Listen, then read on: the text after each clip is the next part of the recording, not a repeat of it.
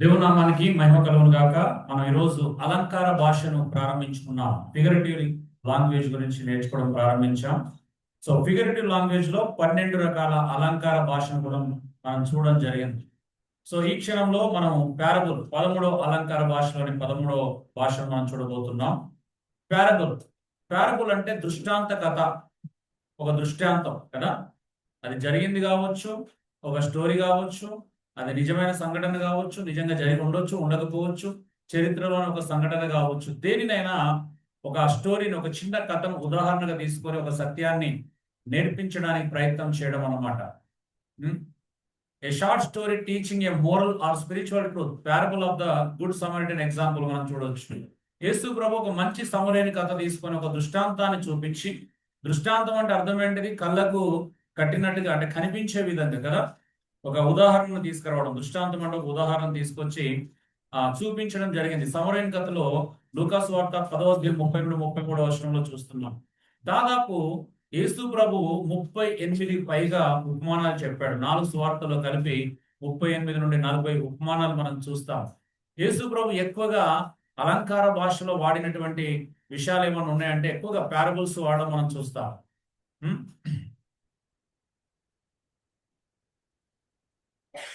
So అయితే పారబుల్లో కూడా ఒక అలంకార భాషని గ్రహించి దాన్ని ఏం చేయాలి అని అంటే ఉన్నది ఉన్నట్టుగా తీసుకోకూడదు. సూత్రం ఏంటిది? ఉన్నది ఉన్నట్టుగా తీసుకోకూడదు. రచయిత ఒక ఉద్దేశాన్ని మాత్రమే చూడాలి. మంచి సమరైన కథ యేసు ప్రభు ఏ ఉద్దేశంతో చెప్పాడు అదే చూడాలి కదా. ధర్మశాస్త్రోపదేశకుడు నా పొరుగువాడు ఎవడు అని ప్రశ్నించినందుకు దానికి జవాబుగా మంచి సమరైన కథ చెప్పి ఆ మంచి సమరేయుడే నీ పొరుగువాడు అని చూపించడానికి ప్రయత్నం చేశాడు. అవునా? కానీ నేటి అనేక మంది బోధకులు చేసినటువంటి బిగ్గెస్ట్ మిస్టేక్ ఏంటి అంటే యేసు ప్రభువును మంచి సమరణ చేసేసారు. పాటలు కూడా రాసేసారు ఏకంగా, ఓ గొప్ప కాపరి నా మంచి సమరేయుడా అని చెప్పేసి. అవునా? చూడండి, ఇది ఏమవుతుంది అని అంటే ప్రజలలో తప్పుడు అవగాహనను పెంచుతుంది, అది తప్పుడు ఆలోచన విధానాన్ని పుట్టిస్తుంది.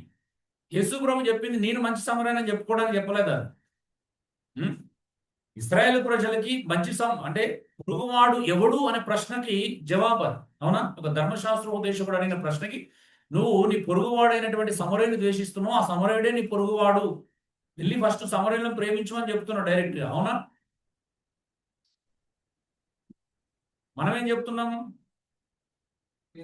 ఏసే వచ్చి మనల్ని ప్రేమిస్తున్నాఅని చెప్తున్నాం, మనం ప్రేమించడానికి బదులు. అవునా? సో దాని యొక్క భావం ఎంత ఘోరంగా మిస్ అవుతుంది అలా చేస్తే. వినడానికి బాగుంటది, ఏంటిది విశ్వాసి అంటే ఇది, సమరుడు అంటే అది, అంటే వినడానికి బాగుంటది కానీ అర్థంలో బాగుంటది. అవునా? అర్థవంతమైనటువంటి విషయాన్ని కాదండి. సరే, ఇంటర్ప్రిటేషన్కి అది రైట్ కాదు, ఇంటర్ప్రిటేషన్ పరంగా. 14 సింబలిజం, ప్రతీకత. Using objects or actions to represent ideas అన్నమాట. సో సింబలిజం బైబిల్లో మనం చాలా సందర్భాలు చూస్తాం. బ్రెడ్ అండ్ వైన్ ఉదాహరణ కదా, రొట్టె మరియు ద్రాక్షరసం, ఇది సింబల్. అవునా? రొట్టె ద్రాక్షరసం సింబాలికేనా? సింబాలికే కదా. చాలా మంది లిటరల్ గా తీసుకుంటారు కదా, ఇదొక ప్రాబ్లం. యేసు ప్రభు రొట్టెనంట, మనం విరిచే రొట్టె ద్రాక్షరసం కొంతమంది ఎలా నమ్ముతారంటే రొట్టె లిటరల్ గా యేసు ప్రభు శరీరం అయిపోతుందని ప్రార్థన చేయగానే ద్రాక్షరసం యేసు ప్రభు రక్తంగా మారిపోతుందని నమ్ముతున్నారు. అవునా? సో సింబలిజాన్ని కూడా తప్పుగా అర్థం చేసుకుంటున్నారు. అసలు ఏది సింబలిజం, సింబాలిక్ గా ఏది చెప్పబడింది, ఏది లిటరల్ గా చెప్పబడింది, ఏది ఎలా చెప్పబడింది అనేది మనం చూడకపోతే ఈ ప్రమాదాలు చాలా ఉంటాయి. చాలా మంది ఇది కూడా నేర్చుకోవట్లేదు. సింబలిజం అనేది చాలా సందర్భాల్లో చూస్తాం మన బైబిల్.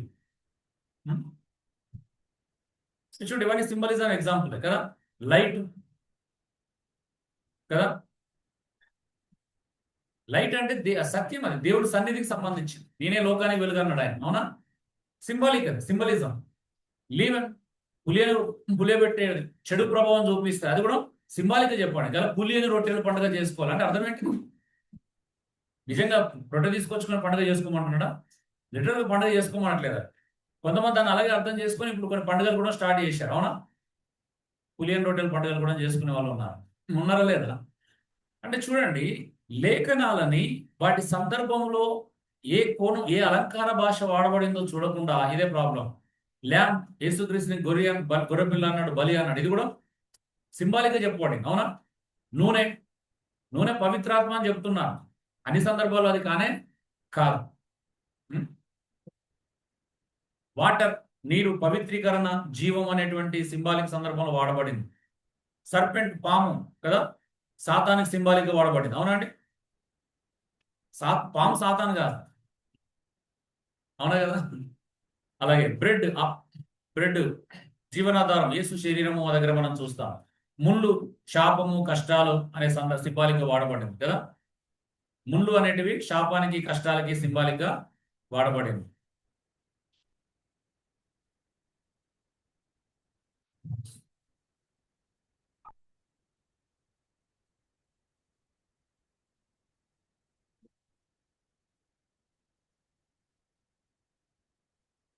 రాసుకుంటున్నారు, ఇవి లేవు మీ నోట్స్ లో, వైట్ పేజ్ లో రాసుకోండి. వెతకరండి, దొరకవు.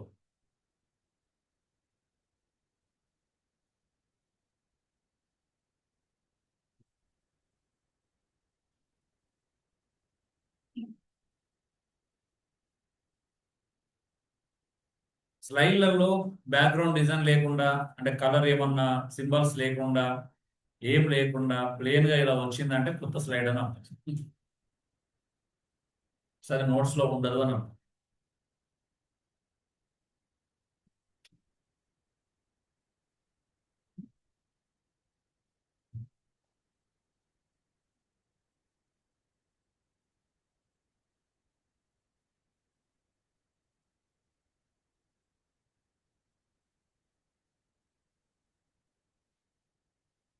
అందుకే నేను ముందే పెడుతున్నాను అంత కలిపి, ఒక్కొక్క స్లైడ్ ఇవ్వకుండా, అంటే ఒక్కొక్క పాయింట్ ఇవ్వకుండా అన్ని పాయింట్స్ ఒకటేసారి పెడుతున్నాను, ఎందుకంటే మీరు త్వర త్వరగా రాసుకోవాలి.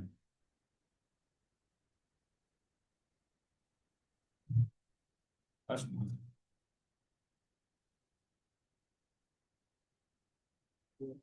జెసికా అయిపోయినారా? Wow, very fast man.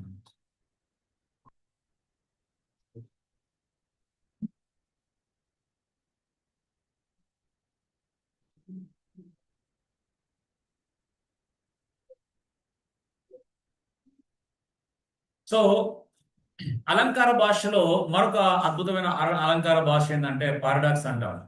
అంటే విరోధభాసం లేదా విరోధ భావంలో కనిపిస్తాయి, వైరుధ్యంగా కనిపిస్తాయి రెండు. బట్ దానిలో వైరుధ్యం ఉండదన్నమాట. వైరుధ్యంగా ఉన్నట్టు కనిపిస్తుంది, కాంట్రడిక్షన్ ఉన్నట్టుగా కనిపిస్తుంది, బట్ కాంట్రడిక్షన్ కాదు. A statement that seems contradictory but it's true. When I'm weak then I'm strong అన్నాడు పౌలు. దీన్ని పారాడాక్స్ అంటాం. అంటే నేను ఎప్పుడైతే బలహీనుడనో అప్పుడే నేను బలవంతుడను. ఆశ్చర్యకరంగా ఉంటుంది కదా ఇది. కానీ దేని వల్ల? దేవుని యొక్క కృప వల్ల. అవునా? ఈ బలం ఎక్కడి నుండి వచ్చింది? దేవుని కృప వల్ల. బలము పౌలుది కాదు, బలము మనది కాదు. సో మనం ఎప్పుడైతే నిజంగా బలహీనం అవుతామో అప్పుడే బలవంతులం. దేనివల్ల బలవంతులం అవుతున్నాం అంటే, పరిచర్యలో ఉన్నవాడు, నిజంగా ప్రభు కొరకు బ్రతికేవాడు ప్రతిరోజు దేవుని కృప వల్ల నూతన బలాన్ని పొందుకుంటాడు, ఎవరైనా కావచ్చు. సో మనకు చూడడానికి వైరుధ్యంగా కనిపిస్తాయి, విరోధ భావం ఉన్నట్టుగా కనిపిస్తుంది, కానీ వాటి మధ్యలో విరోధ భావం ఏమీ ఉండదు చూడంలోనే. ఇది అర్థం చేసుకోకపోతేనే ప్రాబ్లం, అర్థమైతే ఏ ప్రాబ్లము లేదు దీంట్లో.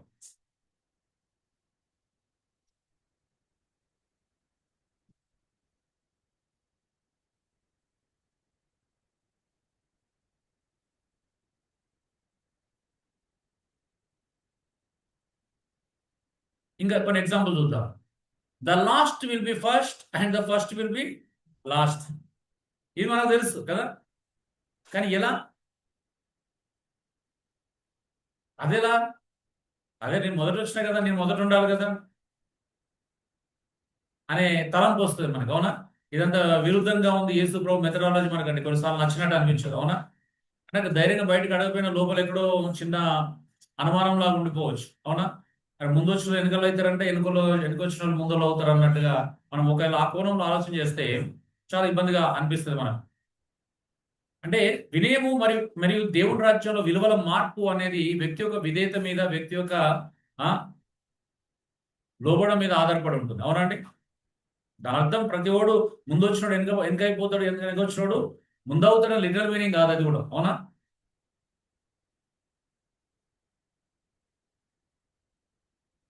చూడండి, whoever loses his life for my sake will find it. అంటే చూడండి, ఎవడైతే తన క్రీస్తు నిమిత్తము తన ప్రాణాన్ని పోగొట్టుకుంటాడో వాడు దానిని దక్కించుకుంటాడు. ఎంత బాగుంది చూడండి. అది అంటే కాంట్రడిక్టరీ ఉన్నట్టు అనిపిస్తుంది, కానీ అందులో కాంట్రడిక్టరీ ఏమి ఉండదు. చూడడానికి విన్నప్పుడు కాంట్రడిక్షన్ అని అనిపిస్తుంది, కానీ వాస్తవానికి కాంట్రడిక్షన్ అందులో ఏమీ ఉండదు.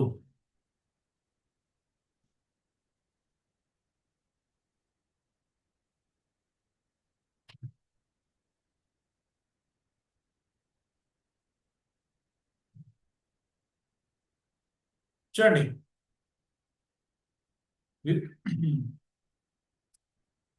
పౌలు కూడా ఎగ్జాంపుల్. పౌలు ఏమన్నాడు, మేము దినదినము చనిపోతున్నాను కదా, లేదా మా బాహ్య పురుషుడు కృషించిపోతున్న అంతరంగ పురుషుడు దినదినము అభివృద్ధి చెందుతున్నాడు అంటాడు. ఒకవేళ మేము ఫిజికల్ గా ఏమైనా ప్రాబ్లం అయినా ఆత్మీయంగా మాత్రం మాకు ప్రాబ్లమ్స్ లేవు అన్నట్టుగా. చూడండి, ఇవన్నీ చాలా అద్భుతమైనటువంటి స్టేట్మెంట్స్. ప్రతి క్రైస్తవు నిజంగా అదే స్థాయిలో అదే ఒక జీవిత విధానాన్ని అవలంబించేంతటువంటి విశ్వాసము, ప్రాక్టికల్ లైఫ్ కూడా కలిగి ఉండాలని మనల్ని ప్రోత్సహిస్తూ ఉన్నాయి.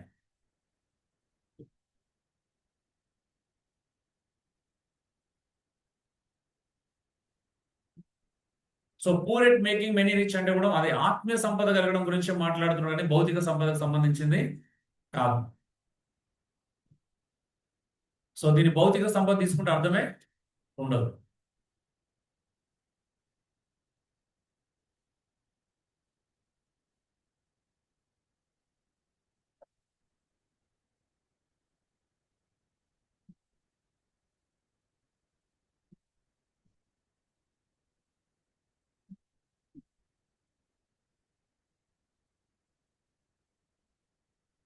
ఓకే, 16వది టైపాలజీ, రూపశాస్త్రం అంట.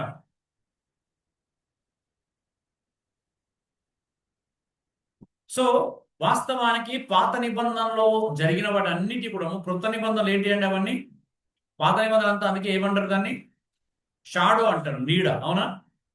సో రూపశాస్త్రం అంటారు దీన్ని. మనం టైపాలజీ అంటే పాత నిబంధనలో జరిగినవన్నీ క్రొత్త నిబంధనలు ఏమైనాయి, ఫుల్ఫిల్మెంట్ అయినాయి. అవునా? ఇప్పుడు పాస్ ఓవర్ ల్యామ్ కావచ్చు, అదేంటిది ఫస్ట్గా గొర్రెపిల్ల అని చెప్పాం కానీ అక్కడ ఎక్కడ నెరవేర్చబడింది? అది క్రీస్తులో. అవునా? ఇవన్నీ సాదృశ్య పరంగా చూస్తాం, టైపాలజీ, రూపశాస్త్రం అన్నమాట. చూడండి, పాత నిబంధనలు కొన్ని వాడబడినటువంటి అనేకమైన కూడా క్రీస్తుకు రిఫ్లెక్ట్, కృత నిబంధనలు క్రీస్తులో నెరవేర్చబడడం మనము చూస్తాం. కొలస్సీ 2:16-15లో పౌలు మాట్లాడింది అదే. అవునా? అమావాస్య, విశ్రాంతి దినము, పండుగలు ఇవన్నీ రాబో వాటి ఛాయ గాని నిజ స్వరూపం క్రీస్తు అంటాడు. అవునా? ఇవన్నీ రూపకంగా మనకు ముందు కనిపించినాయి కళ్ళ ముందు, కానీ వాస్తవానికి అవన్నీ ఎక్కడ ఫుల్ఫిల్మెంట్ అయినాయి? క్రీస్తులో ఫుల్ఫిల్మెంట్ అయ్యాయి. సో ఈ రూపశాస్త్రాన్ని కూడా చాలా మంది ఇప్పుడు అపార్థం చేసుకుంటున్నారు. అవునా? కొన్ని లిటరల్ గా తీసుకునే ప్రమాదం చూస్తూనే ఉన్నాం మనం. అవునా? నేటి సంఘాల్లో కూడా అనేక మంది అనేకమైన విషయాలను లిటరల్ గా తీసుకోవడానికి ప్రయత్నము చేస్తా ఉన్నారు.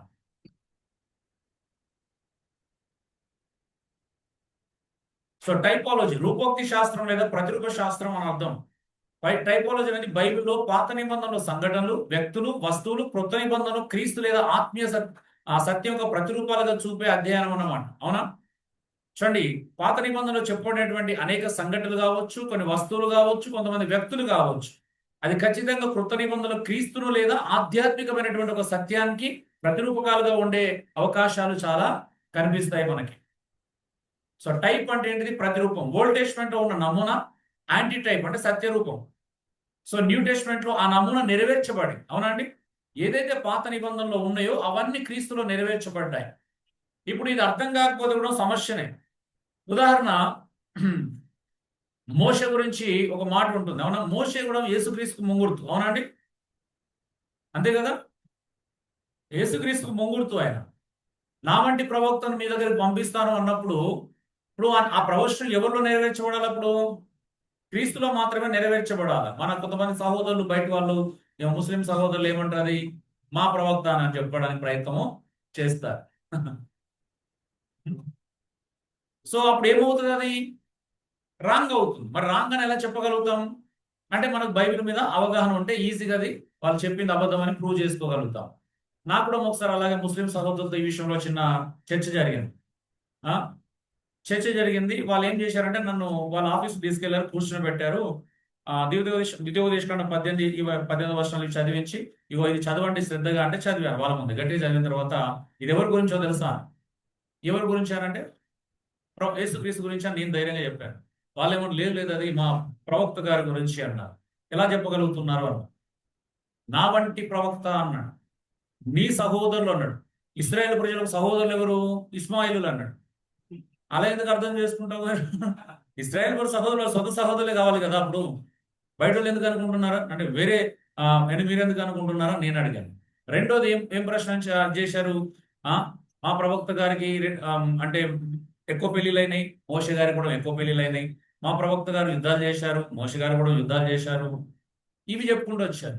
అప్పుడు మోషని ఎందుకు, అప్పుడు మీ ప్రవక్తను ఎందుకు తీసుకోవాలి? బైబిల్ అలాంటి ప్రవక్తలు చాలా మంది ఉన్నారు కదా అని నేను అన్నాను. అయితే వాళ్ళకి ఎందుకు అప్లై చేసుకోకూడదు? ఒకవేళ బైబిల్ ఒక ప్రవచనం నెరవేర్చబడితే అది బైబిల్లో రిలేటెడ్ పర్సన్కే అప్లై చేస్తాం, కానీ బయట పర్సన్కి ఎలా అప్లై చేస్తామని అడిగాను. అడగానే కొంచెము తడబడడం స్టార్ట్ చేశారు. అప్పుడు నేను చెప్పాను, టైపాలజీ అనేది రూపశాస్త్రకంగా యేసుక్రీస్తుకి మోషకి ఎలా ముంగుడుతయ్యాడు అని చెప్పాను అనమాట. కంపారిజన్ అనేది రూపశాస్త్రం అనేది ఆయనకు పెళ్ళైంది, ఈయనకు పెళ్ళైంది, ఆయనకు పిల్లలు పుట్టారు, ఈయన పిల్లలు పుట్టారు, ఆయన యుద్ధం చేశాడు, ఈయన యుద్ధం చేశాడు, ఆయన ధర్మశాస్త్రం ఇచ్చాడు, ఈయన ఖురాన్ ఇచ్చాడు. ఇది కాదు టైప్. అసలు టైపాలజీ యేసుక్రీస్తుకి మోషకు ఉన్నటువంటి అత్యద్భుతమైనటువంటి రూపశాస్త్రం ఏంటో తెలుసా? ఏంటిది అని. అసలు రూపశాస్త్రం ఏంది అని అంటే, మోష పుట్టినప్పుడు 2 సంవత్సరాల పిల్లల్ని చంపించారు. ఇది మొదటిది. సేమ్ యేసుక్రీస్తు పుట్టినప్పుడు కూడా 2 సంవత్సరాల లోపు పిల్లలు చంపించారు. రెండోది, మోషే పాత నిబంధన తీసుకొచ్చాడు. దానికి టైపాలజీ అంటే యేసుక్రీస్తు కొత్త నిబంధన తీసుకొచ్చాడు. మోషే అద్భుతాలు చేశాడు, యేసుక్రీస్తు అద్భుతాలు చేశాడు. మోషే ఇశ్రాయేలు ప్రజలని ఐగుప్తు బానిసత్వం నుంచి విడిపిస్తే, క్రీస్తు తన ప్రజలను పాపం అనే బానిసత్వం నుంచి విడిపించాడు. ఇది రూపశాస్త్రం అంటే. ఇప్పుడు ఇది ఇలా తెలిస్తేనే మనం చెప్పగలుగుతాం, అవునా? లేకపోతే వాళ్ళు చాలా మందిని మోసం చేస్తారా లేదా? భయంకరంగా మోసం చేస్తారా? అమ్మో. సో కాబట్టి మీరు బైబిల్ని ఎంత అధ్యయనం చేస్తే, ఎంత లోతుగా తెలుసుకుంటే ఇలాంటి వాళ్ళని ఎంత ఈజీగా ఎదుర్కోవచ్చు. ఆమె అందుకే బైబిల్ నిర్లక్ష్యం చేయకండి. నేనేం నమ్ముతా తెలుసా? ఒక స్టేట్మెంట్ చేశాడు. ఒక హార్వర్డ్ యూనివర్సిటీ ప్రొఫెసర్ ఏమన్నాడంటే, బైబిల్ని శ్రద్ధగా చదివిన వానికి మా హార్వర్డ్ యూనివర్సిటీలో చదువుకున్న ఒక ప్రొఫెసర్కి ఎంత నాలెడ్జ్ ఉంటుందో అంతే నాలెడ్జ్ ఉంటుందని చెప్పాడు. నేను అది అక్షర సత్యమని నిజంగా నమ్మాను. కానీ నేను నిజంగా చూస్తున్నాను కూడా, బైబిల్ మీద బాగా పట్టున్న ఏ ప్రొఫెసర్ కూడా వాళ్ళ ముందు తక్కువ కాదు, అవునా? ఏ ప్రొఫెసర్ ముందు కూడా బైబిల్ జ్ఞానం ఉన్నాడు తక్కువ కాదు. నేను అది కళ్ళగా చూస్తున్నాను. కానీ మనకు అంత మనం నిజంగా ఇంత గొప్ప బైబిల్ పట్టుకొని మనం ఒక ప్రొఫెసర్ స్థాయిలో ఉండాలి, వాస్తవం చెప్పాలంటే, అవునా? క్రైస్తవుని కదిలిస్తామా ఇది ఎక్కడి జ్ఞానం బాబు అని ఆశ్చర్యపోవాలి. యేసుప్రభు 12 మంది శిష్యులు విద్య లేని పామర్లని గ్రహించి కదా, వాళ్ళ జ్ఞానానికి శాస్త్రులు పరిశీలే ఆశ్చర్యపోయారంట, తలదించుకున్నారంట, అవునా? ఎదురించలేకపోయారంట. స్టెఫెన్ మాట్లాడినప్పుడు కానీ, పేతురు యోహాను ఎదుర్కొన్నప్పుడు కానీ. చూడండి, ఇది చాలా ఇంపార్టెంట్ అండి. మీరు ఇంత అద్భుతమైన పుస్తకాన్ని పక్కన పెట్టేశారు. మీ పిల్లలకి ఇది నేర్పించండి. ఇంకేమున్నా ఆ స్టడీస్ హెల్ప్ అవుతాయి. ఆ స్టడీస్ కూడా బైబిల్ జ్ఞానం సంపాదించుకున్నంత మాత్రాన సెక్యులర్ స్టడీస్ కదా ఆటంకము కాదు. మనం ఆటంకం అని భావిస్తున్నాం, అవునా? అందుకే కెరీర్, స్టడీ వీటి మీద ఫోకస్ చేపిస్తున్నాం, కానీ బైబిల్ మీద ఫోకస్ చేయించట్లేదు. సో ఇది అనమాట నమూనా టైపాలజీ. చూడండి, బైబిల్ టైపాలజీ చూద్దాం. ఎగ్జాంపుల్, ఆదాము మానవ జాతి తల, కానీ క్రీస్తు కొత్త సృష్టి యొక్క తల, న్యూ క్రియేషన్ యొక్క తల, అవునండి? చూడండి, మొదటి ఆదాము కడపటి ఆదాం అని ఉందా బైబిల్లో? అవునా? మొదటి ఆదాం ఎవరు? ఆదాం. కడపటి ఆదాం ఎవరు? యేసుక్రీస్తు. చూడండి ఎంత బాగుంటుందో. మీరు 1 కొరింథీ 15:45లో మనం చూస్తాం. మొదటి ఆదాం మంటి నుండి పుట్టినవాడు అయితే, రెండో ఆదాము మంటి నుండి పుట్టినవాడు కాదు. చూడండి కంపారిజన్స్, మన తేడా. నెక్స్ట్, పాస్ ఓవర్ ల్యాంబ్, ఇశ్రాయేలు రక్షణ గొర్రెపిల్ల జీసస్ క్రైస్ట్ ఏమైంది ఆయన జీవితంలో?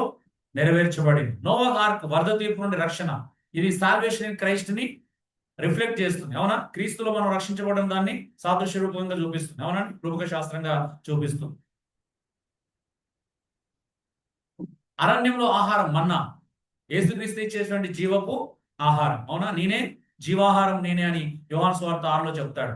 మన్నా తిన్నోడు చనిపోతాడు కానీ నన్ను తిన్నోడు చనిపోడు. చూడండి ఎంత అద్భుతమైన రూపక శాస్త్రం.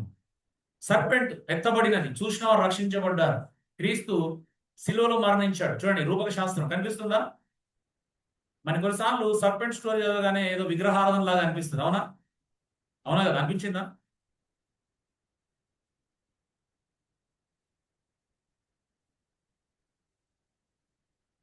సో టెంపుల్ దేవుని నివాస స్థలం.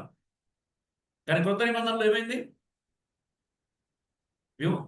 విశ్వాసులే దేవుని నివాస స్థలం, సంఘమే దేవుని యొక్క నివాస స్థలమైంది.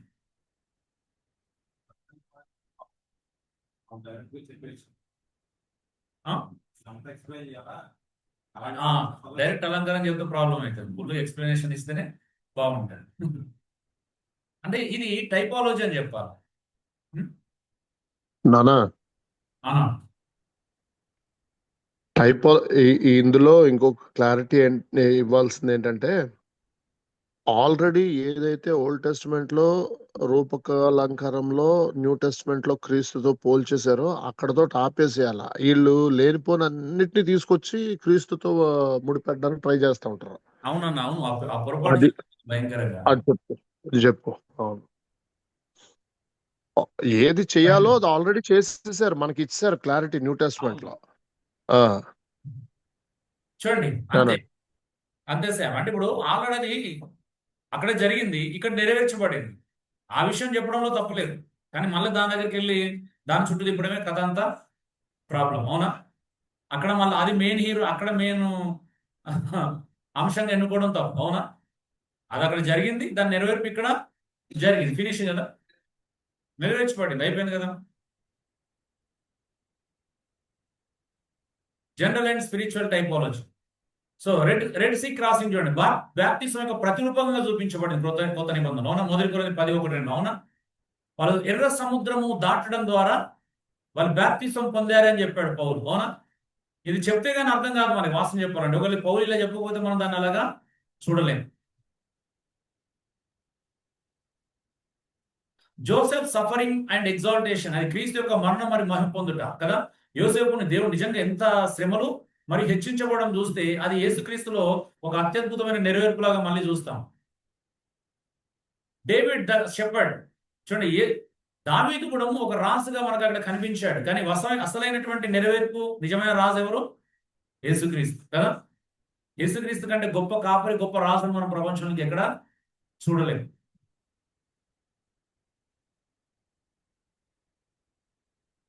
పదిహేడోది అలగొరి, రూపక కథ అంటాం నేను.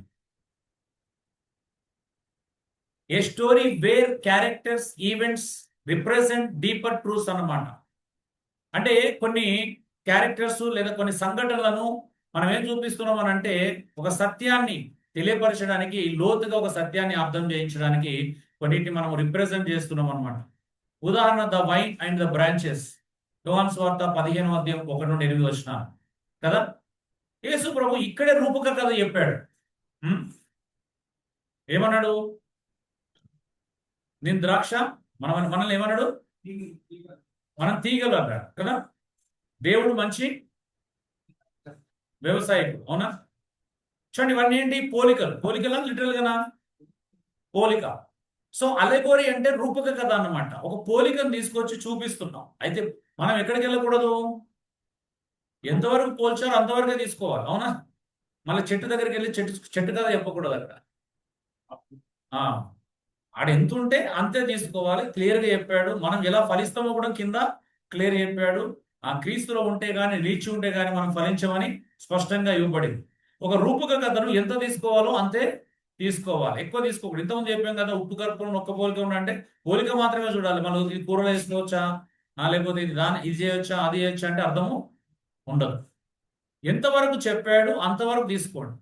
అందులో ఒకవేళ నిజంగా డీపర్ గా ఆ చెట్టు గురించినటువంటి అనేకమైన విషయాలు ఇక్కడ ఆధ్యాత్మిక జీవితాన్ని సరిపోల్చే విధంగా ఉంటే అది వేరే విషయం. ఒకవేళ చెప్పాలనుకుంటే అది డైరెక్ట్ గానే చెప్పబడుతుంది. సో అలగోరి అంటే తెలుగులో రూపక కథనం లేదా ప్రతీకాత్మక కథ అనమాట. అర్థం అలగోరి అనేది ఒక కథ, ఒక సంఘటన లేదా ఒక వివరణ. దాని లోపల ఉన్న పాత్రలు మరి సంఘటనలు ఆధ్యాత్మిక నైతిక లేదా గూఢార్థాన్ని సూచించే విధంగా ఉండే సాహిత్య రూపం అన్నమాట. అయితే ఇది సింబలిజం కంటే కొంచెం విస్తృతంగా ఉంటుంది అంతే. సింబలిజం అంటే అలా పోల్చేశాడు, కానీ ఇందులో కథ కొంచెం ఎక్స్టెండ్ అవుతుంది, విస్తృతంగా చెప్పబడుతుంది అనమాట. ఒక ప్రతీకలా కనిపిస్తుంది మనకు, అంటే మన కళ్ళ ముందు చాలా పెద్ద కథలాగా విస్తృతంగా కనిపిస్తుంది. రెండింటికి దగ్గర ఉంటుంది, కానీ అది జస్ట్ పోల్చి వదిలేస్తే ఇక్కడ మాత్రం ఏముంటుంది అంటే వివరణాత్మకంగా ఎక్కువగా మనకు కనబడుతూ ఉంటుంది అనమాట. కొంచెం విస్తృతంగా, దానికంటే కొంచెం విస్తృతంగా.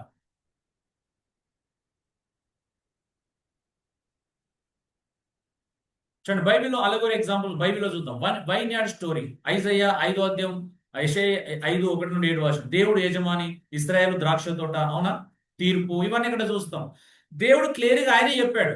అలగోరి చెప్పినప్పుడు, ఒక రూపక కథ చెప్పినప్పుడు అంతవరకు తీసుకోవాలి. మళ్ళా మనము కొత్త రూపక కథ అల్లాల్సిన అవసరం లేదు. మళ్ళా రూపక కథ తీసుకురావడం ఇంకా దారుణం, అవునా. ఒక రూపక కథని ఇంకొక రూపక కథగా మార్చకూడదు, అవునా. ఇప్పుడు హగరు అండ్ షారా ఉంది. గలతీ 4:21-31 ఏమన్నాడు? 2 నిబంధనలు గుర్తు అని చెప్పాడు, అవునా. హగరు అనేది బానిసత్వానికి గుర్తు అయితే షారా స్వేచ్ఛకు గుర్తు అని చెప్పాడు, అవునా. చూడండి, వీళ్ళు క్లియర్గా పౌలు అంత స్పష్టంగా వివరించాడు. వీళ్ళు ఏం చేస్తున్నారు ఇప్పుడు? తల్లి దేవత సంఘం వాళ్ళు ఇది తీసుకొని, ఈ తల్లి అనే మాట తీసుకొని ఏం చేస్తున్నారు? పరలోకం అని తల్లి ఉందని ప్రూవ్ చేసుకోవడానికి ప్రయత్నం చేస్తుంది, అవునా. ఇది చెప్పిందే అలంకార రూపకంగా, అవునా. అలంకార రూపకంగా తీసుకున్నది మళ్ళీ వాళ్ళు తల్లి అనే మాట తీసుకొని లిటరల్ గా అప్లై చేసుకొని మాకు పరలోకం అని తల్లి ఉంది అని చెప్పడానికి ప్రయత్నం చేస్తుంది. ఇంత పెద్ద పొరపాట్లు, అది చిన్న కల్ట్ కాదు, అవునా, చాలా పెద్ద కల్ట్. అది ఇంత పెద్ద కల్ట్ పుట్టడానికి గల కారణం ఏంటి అంటే అలగోరిని కూడా ఏం చేస్తున్నారు వీళ్ళు? లిటరల్ గా తీసుకుంటున్నారు, అక్షరార్థంగా తీసుకుంటున్నారు. లిటరల్ గా రాయబడేమో అక్షరార్థంగా తీసుకుంటున్నారు, అక్షరార్థంగా రాయబడేమో లిటరల్ గా తీసుకుంటున్నారు. చూడండి ఎజికియల్స్ 2 సిస్టర్స్, ఓహులాండ్ ఓహోబిల్, అవునా. ఏంటిది? ఇశ్రాయేల్ మరి యూదా దేశాల అవిశ్వాసం, అవునా. వీళ్ళిద్దరిని తీసుకొని 2 దేశాల యొక్క విషయాలను వివరిస్తా ఉన్నాడు, అవునా. సో ఇక్కడ ఆల్రెడీ అలగోరికల్ గానే ఉంది. పారబుల్ ఆఫ్ ద సోయర్, విత్వాన్ ఉపమానం కదా. వాక్యం అంటే క్లియర్ చెప్పాడు, అవునా. విత్తనం అంటే వాక్యం, నేల అంటే మనుషుల హృదయాల స్థితి. మళ్ళీ దీన్ని మళ్ళీ ఇంకా అలగోరి చేయాల్సిన అవసరం లేదు, అదే ఆల్రెడీ అలగోరికల్గానే ఉపమానం చెప్పాడు ఆయన. నెక్స్ట్ ఆర్మర్ ఆఫ్ గాడ్ కూడా కదా, ఆత్మయుద్ధానికి దేవుని రక్షణ యొక్క.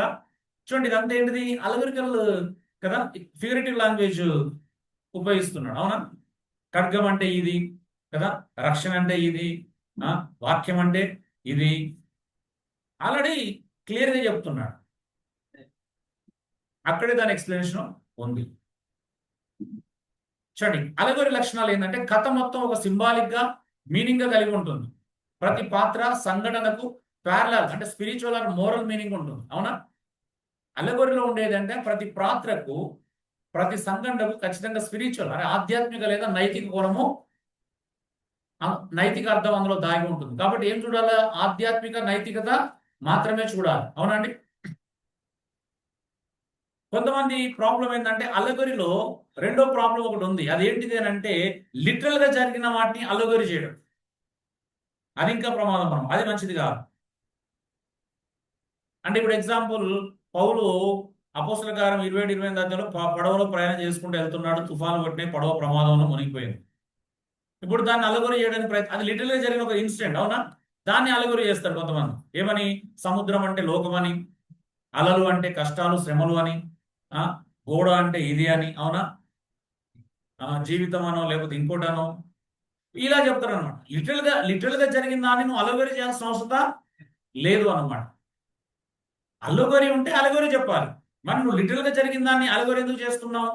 ఇక్కడ ప్రాబ్లం అలగొరి తప్పు కాదు. అలగొరి ఎప్పుడు తప్పు అవుతుంది అంటే లిటరల్ గా జరిగిన సంఘటనలను మనం అలగొరిగా చేయడం తప్పు అవుతుంది, అవునండి. అలా చెప్పడం వల్ల నిజమే నువ్వు ఏదైనా ఆత్మీయ సత్యాన్ని చెప్పడానికి ప్రయత్నం చేస్తుండొచ్చు, కానీ అంత అవసరం అక్కడ లేదు, అవునా. దాన్ని కూడా నువ్వు అలగొరిగా మార్చాల్సిన అవసరం లేదు కదా. చెప్పే చోట చెప్పిండు కదా, నీ విశ్వాసం దగ్గర కానీ నువ్వు అంటే ప్రతి ఉపదేశమునకు అటు ఇటు కొట్టుకొని పోవచ్చు, అలల చేత ఎగరగొట్టబడిన వారమైనట్లు. అంటే ఇప్పుడు అలాంటి సందర్భాలు వచ్చినప్పుడు చెప్పాడు ఆల్రెడీ. కానీ లేని దగ్గర మనం అలగోరిని క్రియేట్ చేయాల్సిన అవసరం లేదు. ఉన్నది కదా అక్కడ, ముందే తీసుకోవాలి. పౌలు ఎదుర్కొన్న శ్రమలు నిజం, అవునా? తుఫాను నిజం, అలలు నిజం, సముద్రం నిజం అక్కడ, అవునా? అక్కడ మళ్ళీ ఆత్మీయార్థాన్ని తీయడానికి ప్రయత్నం చేయాల్సిన అవసరం లేదు. అదొక హిస్టారికల్ ఇన్సిడెంట్స్ అవన్నీ కూడా, అవునా? తద్వారా దేవుడు ఏం చేశాడు? అలాంటి ప్రమాదాలు దేవుడు వాళ్ళని ఎలా కాపాడాడు, ఎలా రక్షించాడు, ఎలా తీసుకెళ్ళి ఒడ్డు చేర్చాడు, ఒడ్డుని చేసిన తర్వాత ఎలాంటి అద్భుతం జరిగింది, ఒక ద్వీపవాసులు ఎలా ప్రభులోకి వచ్చారు, అది కదా పాయింట్ చెప్పాల్సింది, అవునా? అది పక్కన పెట్టేసి సముద్రం వంటిది, లోకం వంటి అల లాంటిది అని చెప్తే అర్థం ఉంటుందా?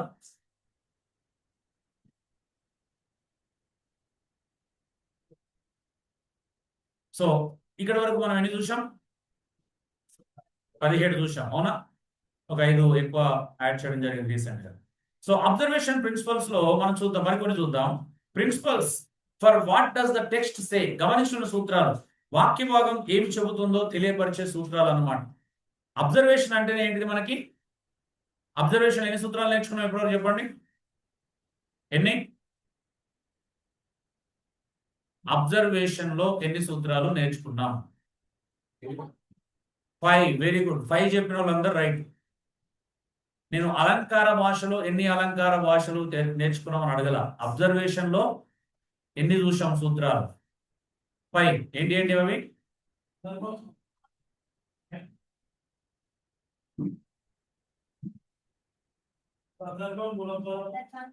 అంటే ఏమర్థం చేసుకోవాలి అట్లా చెప్తే? నేను అలాగే చెప్పినా సందర్భం మూల పదాలు అనుకుంటే చెప్పుకుంటూ వెళ్ళానా? సందర్భాన్ని గమనించాలి. కంప్లీట్ చేయండి సెంటెన్స్. మూల పదాలను, రెండో సూత్రం, మూల పదాలను, మూల విషయాలను గమనించాలి. మూడోది ప్రశ్నలు వేస్తూ గమనించాలి. నాలుగోది వివిధ రకాలైన పదాలను గమనించాలి. వ్యతిరేక పదాలు ఉంటాయి, పోల్చే పదాలు ఉంటాయి, ముగింపు పదాలు ఉంటాయి, సమయానికి చెందిన పదాలు ఉంటాయి, ఇవన్నీ గమనించాలి. ఐదోది ఏంటిది? అలంకార భాషను గమనించాలి. అప్పుడు అలంకార భాషలో ఎన్ని రకాల అలంకార భాష ఉందంటే ఏం చెప్పాలా? 17 రకాల భాషలు ఉన్నాయని చెప్పాలి. అవి ఏంటి ఏంటి అని అడిగితే ఏం చెప్పాలి? ఇప్పుడు ఒకరి ముఖం ఒకరు చూసుకోవాలి.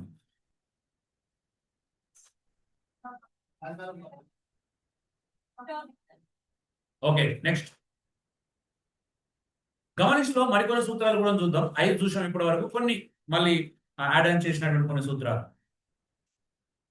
అందులో లేవు. ఇవన్నీ నేను చెప్పాను. బ్యాక్ గ్రౌండ్ లో డిజైన్ లేదు, కొత్త స్లైడ్స్ ఉన్నాయంటే కొత్తది అని అర్థం. ఏది ఉండదు ఎందుకు. బై గాడ్స్ అంటే దేవుడు కృప వల్ల నెక్స్ట్ ఇది నాకు టైం లేదు, ఇప్పుడు వెళ్ళిన తర్వాత మళ్ళీ ఇవన్నీ యాడ్ చేసి కొత్త ఎర్మాటిక్స్ నోట్స్ తయారు చేయడానికి ప్రయత్నం చేస్తాం. ఓకే, ఈ సెమినార్ స్టార్ట్ అవుతుందండి. మీకు నాకు ఉన్న అదేంటి అని అంటే, ఏదైనా కొత్తగా మళ్ళీ సెమినార్ చేస్తున్నాం అంటే నేను మళ్ళీ ప్రిపేర్ అవ్వడం స్టార్ట్ చేస్తాను అనమాట. అది సమస్య. అది సమస్య కాదు. అలా కొత్తగా ప్రిపేర్ అవ్వడం ప్రారంభిస్తున్నప్పుడు కొత్త కొత్త విషయాలు వస్తాయి. ఆ కొత్త కొత్త విషయాలను మళ్ళీ నేను నోట్స్ లో యాడ్ చేయలేకపోతున్నాను. అందుకే పీపీటీలో ఫస్ట్ యాడ్ చేసుకుంటాను. ఆ మనసులో వచ్చిన ప్రతిదీ అక్కడ యాడ్ చేసుకొని అది చేస్తూ ఉంటాను, రాసుకుంటాను, ఇక్కడ అది చేస్తాను అనమాట. కాబట్టి మీకు నోట్స్ లో అవి కనిపించట్లేదు. నోట్స్ ఫుల్ ఫ్లెడ్జ్డ్ గా రావాలంటే కొంచెం టైం పడుతుంది. ఓకే, నెక్స్ట్ టైం వాళ్ళకి ఖచ్చితంగా ఉంటుంది. ఓకే, కాబట్టి మరలా నెక్స్ట్ టైం మీరు వినాలనుకుంటే ఏమైతే కొత్త నోట్స్ వస్తాయి. ఇది ఉండదు, అప్గ్రేడ్ అయిన నోట్స్ మీకు ఇవ్వడం జరుగుతుంది. చాలా యాడ్ ఆన్ అవుతాయి. Number 1, read repeatedly. మరలా మరలా చదవండి. ఇది ఆల్రెడీ మీకు సందర్భాన్ని గమనించడంలో వచ్చినటువంటి పాయింటే. Read the passage multiple times for familiarity. చూడండి, ఎంత చదివితే అంటే ఏంటి మరలా మరలా ఏ పదాలు అయితే దగ్గరగా ఉన్నాయో కదా, మరలా మరలా చెప్పబడిన పదాలను కూడా మనం గమనిస్తూ ఉండాలి. ఏ పదం ఎక్కువగా రిపీటెడ్ అవుతుందో చూడండి. క్షేమావృద్ధి అనే పదం రిపీటెడ్ అయిందా ఆ ప్యాసేజ్ లో? ప్రేమ రిపీటెడ్ అయిందా? అసూయనో, కోపము, ఏదో ఒకటి ఉంటది కదా, రక్షణనో. ఏ పదాలు పదే పదే రిపీటెడ్ అయింది, ఎందుకు రిపీటెడ్ అయింది అనేది కూడా చూడండి. అలా చూస్తే ఏమవుతుందంటే మన బైబిల్ స్టడీ చాలా అద్భుతంగా కొనసాగుతుంది. చూడండి, ఇంట్రడక్షన్ చూద్దాం. నికోదేమస్ అప్రోచ్ చూడండి, పరిచయం. నికోదేము దగ్గరగా రావడం చూశాడు. రెండోది spiritual truth and statement, Born again. అక్కడ చూడండి, ఇప్పుడు నికోదేము యేసు ప్రభు కలయిక సందర్భంలో ఏమేమి జరిగిందో చూద్దాం. అవునా? చూడండి, అబ్జర్వేషన్ లో ఏమేమి అబ్జర్వేషన్, నేను 7 పాయింట్లు అబ్జర్వేషన్ చేయడం జరిగింది. నెంబర్ 1 ఏంటి అని అంటే, యేసుక్రీస్తుకి నికోదేము పరిచయం అవ్వడం కదా. ఇంట్రడక్షన్ పార్ట్ లో ఒకటి మనం చూస్తాం. రెండోది ఏంటంటే స్పిరిచువల్ ట్రూత్ స్టేట్మెంట్, అంటే యేసు ప్రభు తిరిగి జన్మించడం గురించినటువంటి ఒక అత్యద్భుతమైన సత్యాన్ని మాట్లాడుతా ఉన్నాడు.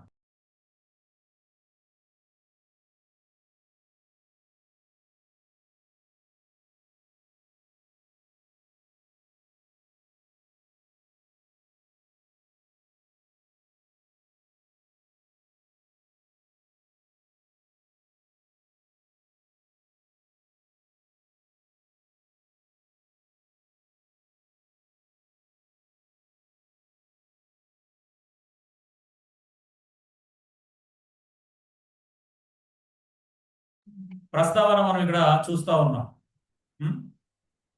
తర్వాత ఏమైంది? మిస్అండర్స్టాండింగ్.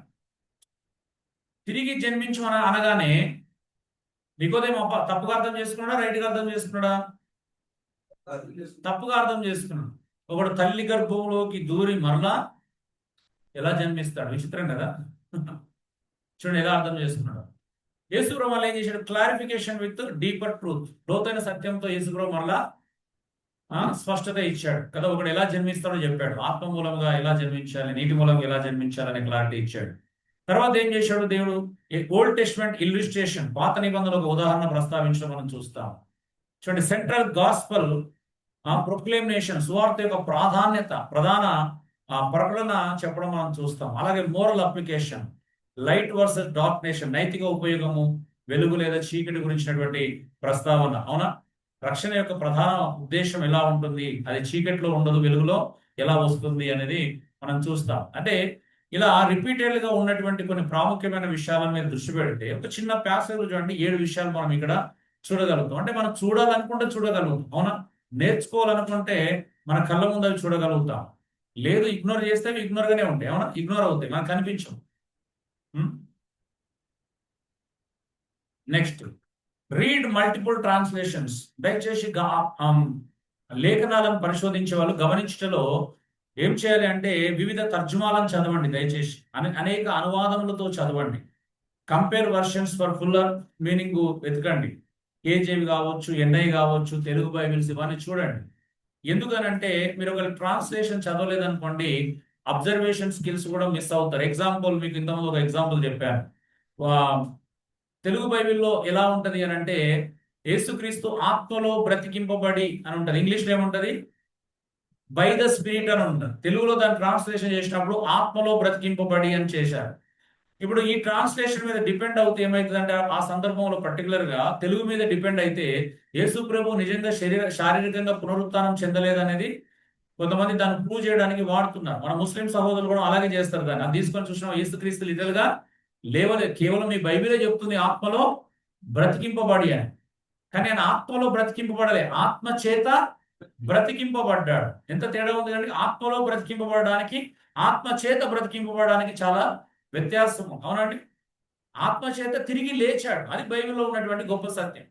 కానీ ఆ ఒక్క చిన్న ట్రాన్స్లేషన్ మిస్టేక్ వలన దాన్ని ఎలా అర్థం చేసుకునే ప్రమాదం ఉందంటే, ఆత్మలో మాత్రమే బ్రతికించబడ్డాడు కానీ శారీరకంగా శరీరంతో లేవలేదు అనేటువంటి ఒక తప్పుడు అండర్స్టాండింగ్ క్రియేట్ అవుతుంది. అందుకే బైబిల్లో ఇలాంటి ట్రాన్స్లేషన్ చూడాలి. రెండో రకమైన ఇంకో ఎగ్జాంపుల్ కూడా ఉంది. చూడండి, పౌలు మాట్లాడుతూ తెలుగు బైబిల్ ఎలా ఉంది అని అంటే, యూనియా గురించి మాట్లాడినప్పుడు వీళ్ళు అపోస్తులలో ప్రసిద్ధికి ఎక్కిన వారని ఉంటుంది తెలుగు కదా. ఇద్దరు స్త్రీల గురించి, ఒక స్త్రీ గురించి మాట్లాడినప్పుడు వీళ్ళు అపోస్తులలో ప్రసిద్ధికి ఎక్కిన వారు అని ఉంటుంది తెలుగులో. ఒకవేళ మనం దాన్ని అలా చదివితే కొంతమంది స్త్రీవాదం అంటే ఫెమినిస్టులు ఏం చేస్తారు అంటే, చూడండి బైబిల్లోనే ఒక స్త్రీ అపోస్తురాలు ఉంది, చూడండి వాళ్ళ అపోస్తురాలు ఉంటే ప్రాబ్లం లేదు, కానీ ఇక్కడ ఇది చేస్తే ప్రాబ్లం అని ఆర్గ్యుమెంట్ చేసే వాళ్ళు ఉంటారు. కానీ దాని ఒరిజినల్ మీనింగ్ కరెక్ట్ అర్థం కావాలంటే కొన్ని ఇంగ్లీష్ ట్రాన్స్లేషన్ కూడా చెక్ చేసుకోవాలి. ఇంగ్లీష్ లో ఏముంటది? They are well known to the apostles అని ఉంటుంది. వాళ్ళు అపోస్తులలో ప్రసిద్ధికి ఎక్కిన వారు అనే మాటను ఎలా అర్థం చేసుకోవాలా? వాళ్ళు అపోస్తుల చేత గుర్తించబడిన వారు, అపోస్తుల చేత వాళ్ళు రికగ్నైజ్ చేయబడిన వారు, అపోస్తుల మధ్యలో వాళ్ళు పేరు ప్రఖ్యాతలు సంపాదించుకుంటే బాగా గుర్తించబడిన వారు. They are well known to the apostles, they are among the apostles అన్నమాట. అంటే బాగా తెలిసిన వారు అని అర్థం. అంతేగాని వాళ్ళు అపోస్తులని అర్థం కాదు. అర్థమవుతుందండి మ్యాటర్. చూడండి, ఇలాగ ట్రాన్స్లేషన్ మీరు చూడలేకపోతే వీళ్ళు యూనియా అపోస్తురాలు అనుకునే ప్రమాదము ఉంది. అవునా? యూనియా అపోస్తురాలు అని చెప్పట్లా, యూనియా అపోస్తులకి బాగా తెలిసిన ఆమె అని చెప్తుంది, బాగా క్లోజ్ అని చెప్తున్నారు. అవునా? ఇలా ఉంటాయి చిన్న చిన్న పొరపాట్లు అండి, కానీ పెద్ద మూల్యాన్ని చెల్లించబడతాయి కదా. చిన్న మిస్టేక్స్ చూడండి, యేసుప్రభు ఆత్మలో బ్రతికింపబడ్డాడు అంటే ఎంత పెద్ద మిస్టేక్ అది. అవునా కదా? అసలు క్రైస్తవ పునాదే కదిలించబడుతుంది అక్కడ. అవునా? క్రైస్తవ పునాదే రిజరెక్షన్ కదా. పునరుత్థానం లేకపోతే క్రైస్తవ విశ్వాసానికి మీనింగే లేదు. అలాంటి పునరుత్థానానికి అది సవాలుగా నిలబడుతుంది, అలా అర్థం చేస్తుంది. అవునా? చూడండి, మనం చిన్నయని చూస్తాం కానీ అవి పెద్ద ప్రమాదాలు. చూడండి, రోమా 16 నా బంధువులను నా తోటి ఖైదులను ఆంధ్రోనికునకును యూనియానికి వందనాలు, వీరు అపోస్తులలో ప్రసిద్ధికెక్కిన వారై నాకంటే ముందుగా క్రీస్తునందు ఉన్నవారు. చూడండి, కింద ఇంగ్లీష్లో ఏముంది? ఫస్ట్ చూడండి, who are of note among the apostles who also were in Christ before me. అంటే చూడండి, సారీ అది డిఫరెన్స్ తప్పబడింది, అది రోమన్స్. చూడండి, చిన్న మిస్టేక్. ఎందుకు చూడాలి అంటే చూడకపోతే తెలియదు. సరే, మీకు విశ్వాసులు అందరికీ ఇంగ్లీష్ చదవడం రాని వాళ్ళు ఉండొచ్చు, అప్పుడు ఈ పని ఎవరు తీసుకోవాలా? సంఘంలో నాయకుల బాధ్యత. అవునా? నాయకులు మినిమం పరిశోధన చేయగలగాలి. అవునా? బోధించేవానికి పరిశోధన అవసరం. నాకు ఇంగ్లీష్ రాదు, నేను చదవనంటే కుదురుతుందా? కుదరదు కొన్నిసార్లు. అంటే అన్ని సందర్భాల్లో ఇంగ్లీష్ అవసరం రాకపోవచ్చు, అన్ని సందర్భంలో గ్రీక్ మూలాలు తెలిసి ఉండాల్సిన అవసరం ఉండకపోవచ్చు, అన్ని సందర్భాల్లో హిబ్రూ మూలాలు తెలిసి ఉండకపోవచ్చు, కానీ కొన్ని సందర్భాల్లో ఖచ్చితంగా అవసరం అవుతుంది.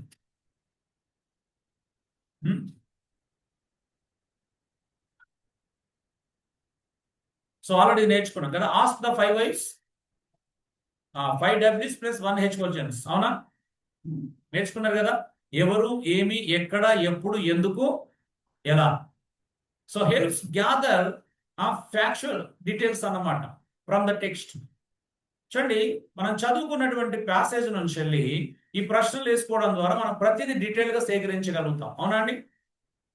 ఆల్రెడీ మనం నిన్న నేర్చుకున్నాం. ఇప్పుడు అపోస్తలుల కార్యం 9వ అధ్యాయం మీరు ఒకసారి స్టడీ చేస్తే ఎవరు అక్కడ?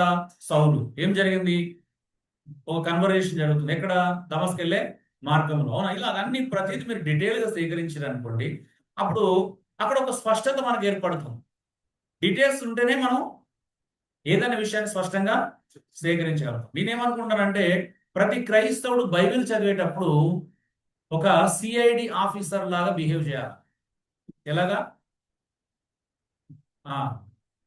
ఇన్వెస్టిగేషన్ చేయాలి. అంటే ఆ చుట్టూ ఏం జరిగింది, ఒక చిన్న వెంట్రుక దొరికినా తీసుకొచ్చుకోవాలి. అవునా?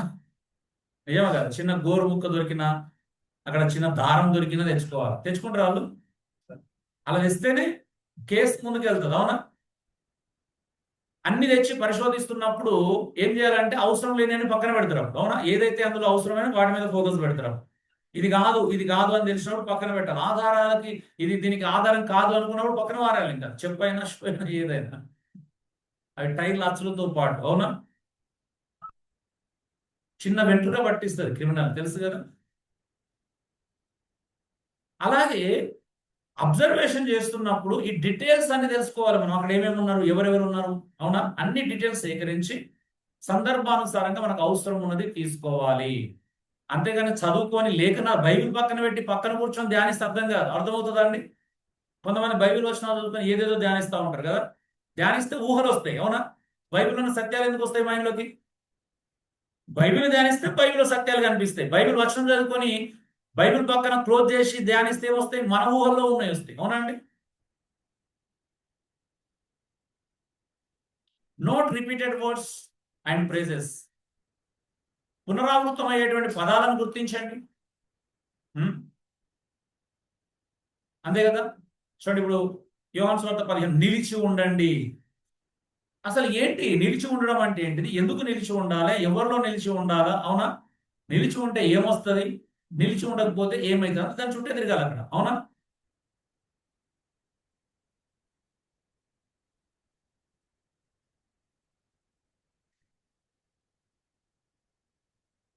అంటే వాస్తవానికి చెప్పాలి అంటే మనకు 2 రకాల స్టడీ మెథడ్స్ ఉంటాయి జనరల్గా. ఏదైనా మనము స్కూళ్ళలో కాలేజీలలో నేర్చుకునే స్టడీ అంతా కూడా లీనియన్ మెథడ్ అనమాట. అంటే లెఫ్ట్ నుండి రైట్ రాసుకుంటూ వెళ్ళడము ఇదంతా ఉంటుంది కదా.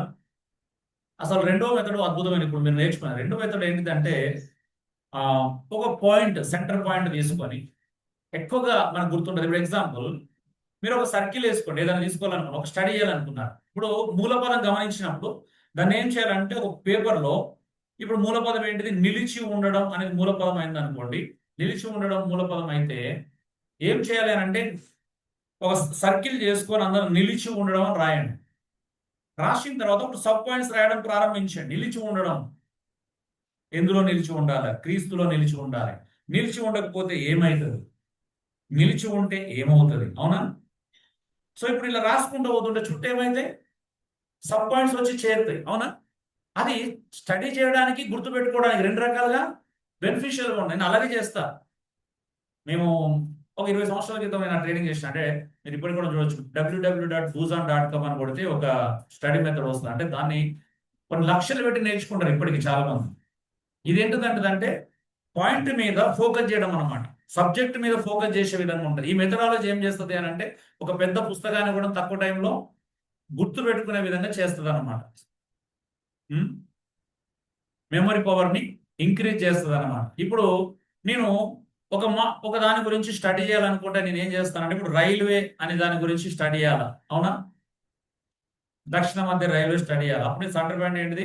దక్షిణ మధ్య రైల్వే. దాని చుట్టూ లింక్ అయినటువంటి ఇంకేమేమి స్టేషన్స్ ఉన్నాయి, ఎక్కడెక్కడ ఉన్నాయి, అవునా? అతిపెద్ద రైల్వే ఏంటి? ఇప్పుడు దానికి సంబంధించిన అంశాలన్నీ అక్కడ ఏం చేయాలా? క్రోడీకరించాలి, సేకరించాలి. ఇప్పుడు రక్షణ అని తీసుకున్నాను అనుకో, రక్షణ అంటే ఏంటిది? రక్షణతో ఏమేమి రిలేటెడ్ ఉన్నాయి.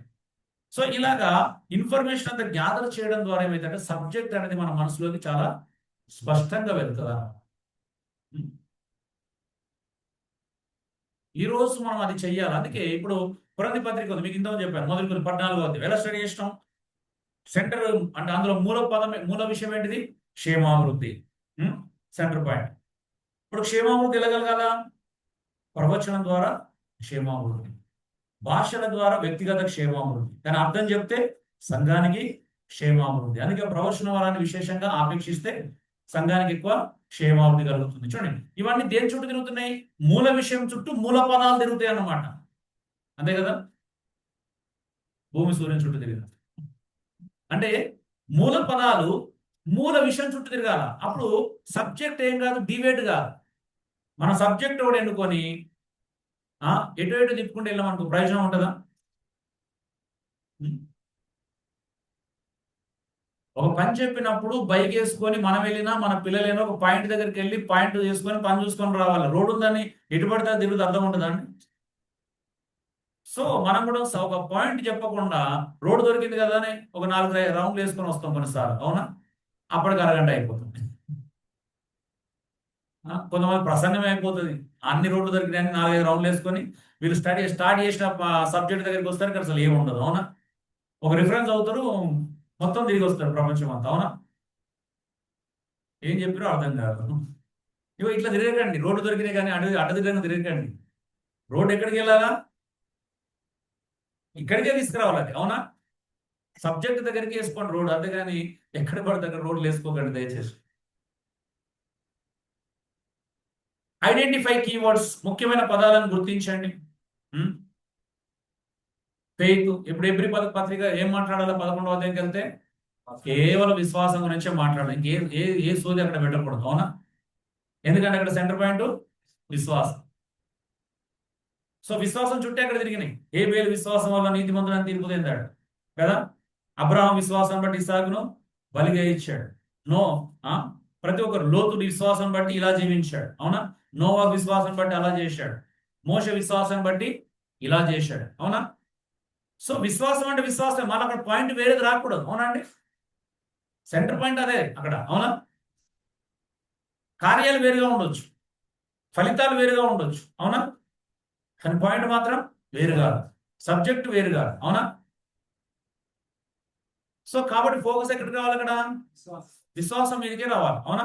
12వ అధ్యాయం కంక్లూజన్ కూడా మారి, అవునా? విశ్వాసం కర్తవ్యాన్ని కొనసాగించబడిన యేసు వైపు చూచు మీ ముందుంచబడిన పరిబంధంలో ఓపికతో పరిగెత్తాలి. దాని కన్క్లూజనే అది, మళ్ళీ అక్కడ వేరే విషయాలు మాట్లాడకూడదు.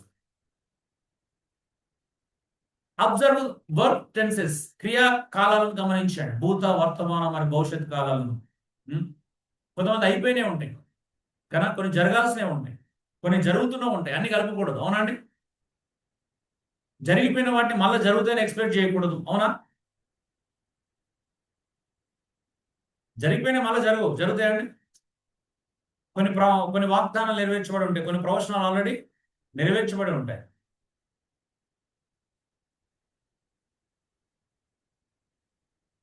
పోలికలు మరియు వ్యత్యాసాలను గుర్తించండి, పోలికలు మరియు వ్యత్యాసాలను గుర్తించండి. ఒక పోలిక ఎందుకు చేయబడింది, దానిలో ఉన్న వ్యత్యాసం ఏంటిదో గుర్తించండి. ఈ అబ్జర్వేషన్ లో ఇది ఒక మరొక ప్రాముఖ్యమైనటువంటి సూత్రం అన్నమాట. సో ఎక్కడ అపోజిట్స్ ఉన్నాయి, ఎక్కడ సిమిలారిటీస్ ఉన్నాయి, అంటే దగ్గరగా ఉన్నాయి, ఎక్కడ వ్యతిరేకంగా ఉన్నాయి. ఉదాహరణ ప్రోవర్బ్స్ లో ఏముంటది, ఎక్కువగా వైజ్ అండ్ పోలిష్ గురించి ఉంటుంది, అవునా? జ్ఞానులు మూర్ఖులు వ్యతిరేక పదం, అవునా? అందుకే ప్రతి సందర్భంలో పైన జ్ఞాని గురించి మాట్లాడితే కింద అజ్ఞాని గురించి ఉంది కదా. ఒక దగ్గర నీతి మందుల గురించి కింద వెంటనే అవినీతి మందు, భక్తిపరుడు భక్తిహీనుడు, ఇట్లా మనం అనేకమైన వ్యత్యాసాలను అక్కడ చూస్తాం. 8 నోట్ కాజ్ అండ్ ఎఫెక్ట్, కారణ మరి ఫలితాలను గమనించండి. చూడండి, క్రీస్తు నందు నిలిచి ఉంటే నువ్వు బహుగా ఫలిస్తావు, నిలిచి ఉండకపోతే ఫలించవు, సింపుల్, అవునా? కాజ్ అండ్ ఎఫెక్ట్ చూడండి, నిలిచి ఉంటే ఏమవుతుంది, ఫలిస్తావు, నిలిచి ఉండకపోతే ఫలించం, సింపుల్. ఇప్పుడు అది తీసుకొచ్చి అందరి జీవితంలో మనం రుద్దలేము, అవునా? రుద్దుదామా? క్లియర్గా ఏమని చెప్పాడు, నాలో నిలిచి ఉంటే నువ్వు ఫలిస్తావు అన్నాడు, నిలిచి ఉన్నవాడు ఫలించాడు అన్నాడు. నిలిచి ఉండకపోతే ఫలించకపోతే దేవుని నామానికి మహిమ రాదు. ఐడెంటిఫై ఫిగర్స్ ఆఫ్ స్పీచ్, రూపకల గుర్తింపు ఇంతకుముందు నేర్చుకున్నాం, అవునా? జస్ట్ ఇది సారాంశంగా చూస్తున్నాం. ఆల్రెడీ మనం 5 సూత్రాలు ప్రధానమైనవి, 5 సూత్రాలతో పాటు కొన్ని కొత్తవి మరి కొన్ని సారాంశంగా చూస్తున్నాం. ఆల్రెడీ మనం నేర్చుకున్నాం సిమిలీస్, మెటాఫోర్స్, హైపర్బోలి, అవునా? జూమార్ఫిజం, ఆంథ్రోపోమార్ఫిజం, పర్సోనిఫికేషన్, ఐరనీ, మెటానోమీ, పారాడాక్స్, అలగోరీ, సింక్రటిజం, అవునా?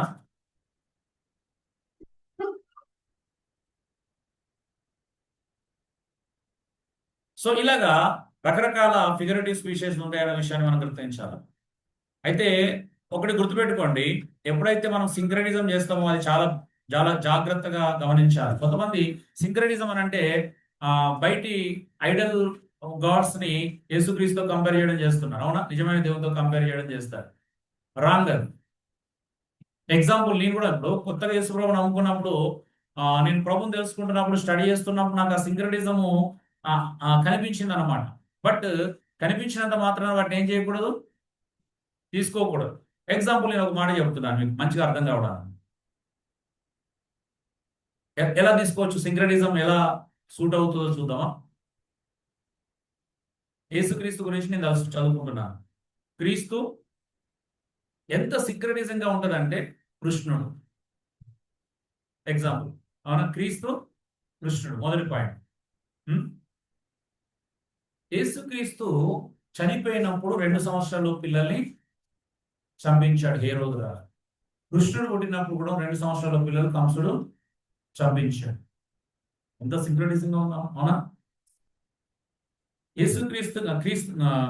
యేసుక్రీస్తుకి ముందు బాప్తిస్మం ఇచ్చే యోహాను అని ఒక తనకంటే వయసులో పెద్దవాడిని ఒక కార్యాలు చూస్తాం. ఇందులో కూడా శ్రీకృష్ణునికి బలరాముడు అని ఒక అన్నం ఉంది, అతని ఒక శక్తి సామర్థ్యాలను కూడా మనం చూపించడము జరుగుతుంది. ఉం? ఓకే, చెప్తాను. సో శ్రీకృష్ణుడు ఏమని చెప్తా అంటే యోగ మాయ వలన జన్మించాడు అని చూపిస్తాడు. క్రీస్తు పరిశుద్ధాత్మ వలన జన్మించాడని చూపించడం జరుగుతుంది. అవునా? ఇలా కంపారిజన్ చేసుకుంటూ పోతే సింక్రనిజం ఎలా ఉంటది అంటే చూడండి మీరు. యేసుక్రీస్తు సాతానుని ఎదిరించి గెలిచాడని మనం చూస్తాం. సో అక్కడ ఏం చూస్తామంటే శ్రీకృష్ణుడు ఒక సర్పాన్ని యమునా నదిలో దాంతో యుద్ధం చేసి గెలిచాడని చూపిస్తారు. క్రీస్తు దయ్యాలను వెళ్ళగొట్టేటువంటి కొన్ని అద్భుతాలను మనం బైబిల్లో చూస్తాం. శ్రీకృష్ణుడు రాక్షసులను చిన్న వయసు నుంచి వెళ్ళే రాక్షసులు లాంటి వాళ్ళని అనేకులను సంహరించాడు అనేటువంటి ఒక విషయాన్ని అందులో చూస్తాం. యేసుక్రీస్తు పరిశుద్ధాత్మ దేవుడు పావురం వల్ల దిగొచ్చాడు, పరిశుద్ధత గుర్తు అని ఇక్కడ చూస్తే శ్రీకృష్ణుడు నెమలిదారుడు, ఆయన కూడా పరిశుద్ధుడే నెమల్లాగాని వాళ్ళు అక్కడ భావిస్తూ ఉంటారు. అవునా? యేసుక్రీస్తు బైబిల్లో మంచి కాపరి అని చెప్పబడింది. ఇక్కడ కూడా కృష్ణుడు గొర్రెల కాపరి అని మనం చూస్తూ ఉంటాం. యేసుక్రీస్తు తన శిష్యుల పాదాలు కడిగి ఒక అద్భుతాన్ని క్రియేట్ చేసినట్టుగా చూస్తే ఇక్కడ కూడా శ్రీకృష్ణుడు తన స్నేహితుడైనటువంటి కుచేలుని పాదాలు ముట్టుకొని ఒక అద్భుతాన్ని చేశాడు అనే విషయాన్ని వాళ్ళు దాన్ని ఒక గొప్పగా వాళ్ళు కూడా అక్కడ భావించడము జరుగుతుంది. ఇలా చెప్పుకుంటూ పోతే శ్రీకృష్ణుడు ఇంతమంది కన్యకలు 16,108 మందిని వివాహం చేసుకున్నాడు. అది కన్యక వివాహం. యేసుక్రీస్తు కూడా రేపు సంఘం అనే కన్యకతో ఆత్మీయ వివాహం జరగబోతుంది అని ఇక్కడ చూస్తా ఉన్నాం. ఇలా చూడండి, ఒక్కటి కాదు, రెండు కాదు. నేను చూస్తున్నప్పుడు నా కళ్ళ ముందు నేను ప్రభువు ఫస్ట్ టైం తెలుసుకుంటున్నప్పుడు నాకు అన్ని సింక్రనైజ్ అయ్యడం ప్రారంభించబడేది. అంత మాత్రమే కాదు, ఇక్కడ చెప్పుకుంటూ పోతే చాలా విషయాలు మనం డీటెయిల్ గా ఆలోచన చేస్తే శ్రీకృష్ణునికి శిష్యుల బృందం ఉన్నట్టుగా, యేసుక్రీస్తునికి శిష్యుల బృందం ఉన్నట్టుగా శ్రీకృష్ణునికి ఇక్కడ శిష్య బృందం ఉంది. అవునా? ఇలా చెప్పుకుంటూ పోతే ఎన్ని తెలుసా. ఇంకా నెక్స్ట్ శ్రీకృష్ణుడు యాదవుడు, యేసుక్రీస్తు యూదుడు. చూడండి, అది కూడా సింక్రనైజ్ అయ్యే విధంగా. అవునా? ఇంకా యేసుక్రీస్తు రెండవ రాకడలో ఒలివల కొండ మీద నుంచి వెళ్ళి తన ప్రజలని కాపాడుదని చెప్పబడింది. ఇక్కడ శ్రీకృష్ణుడు గోవర్ధనగిరి పర్వతాన్ని చిటికన మీద ఎత్తి యాదవులను సంరక్షించాడని ఇక్కడ చెప్పబడు. ఈయన యూదులను సంరక్షిస్తే ఈయన యాదవులను సంరక్షించాడని ఇక్కడ చెప్పబడి ఉన్నాం. అవునా? ఎన్ని ఉన్నాయి చూడండి. ఇప్పుడు సింక్రనైజ్ అవుతాయి కానీ రెండు కలపవచ్చా? రెండు ఒకటే అనుకోవచ్చా? నెవర్ కదా, సంబంధమే లేదు. అర్థమవుతుందా అండి?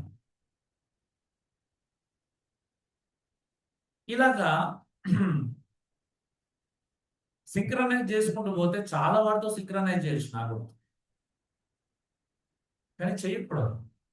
ఇదే అది అదే. ఈవెన్ నేను భగీరథుని కథ చదువుకున్నాడు. ఐడియా ఉందా భగీరథుని తపస్సు గురించి ఎవరికైనా? భగీరథ ప్రయత్నం అంటారు. ఎవరు వినలేదను బహుశా. భగీరథ ప్రయత్నం నేను చదువుతున్నప్పుడు నేను ఇంకా షాక్ గురయ్యాను. భగీరథుడు ఏం చేస్తారంటే తన తాత ముత్తాతలు చనిపోతారు. భగీరథుని టార్గెట్ ఏంటంటే వాళ్ళు ఎలాగైనా బ్రతికించాలి. ఇప్పుడు బ్రతికించడానికి ఏం చేశాడు ఆయన? ఫస్ట్ బ్రహ్మదేవుని తపస్సు చేస్తాం. బ్రహ్మ ఏమంటాడు, నా వల్ల కాదు, నువ్వు శివునికి తపస్సు చేయమంటాడు. సో అప్పుడు ఆయన శివ తపస్సు ప్రారంభిస్తాడు. శివ తపస్సు ప్రారంభించిన శివుడు ప్రత్యక్షమైతే మరి వీళ్ళు బ్రతకాలంటే గంగ కావాల్సి వస్తారు. అప్పుడు శివుడు తన జటాజుటంలో గంగను బంధించి ఒక చిన్న దారగా కిందకి జారవిడుస్తాడు. అప్పుడు ఆ గంగ ప్రవహించుకుంటూ వెళ్ళి భగీరథుని తాత ముత్తాతలు ఎక్కడైతే ఉన్నారో ఈ గ్యాప్ లో ఇక ఋషులు మునులు అందరూ అందులో తాగగానే పునీతులు అయిపోతారు అనమాట, పవిత్రులు అయిపోతా ఉంటారు. అదే నీరు వీళ్ళ తాత ముత్తాతలు తాగని అప్పుడు వాళ్ళు బ్రతుకుతారు అన్నమాట.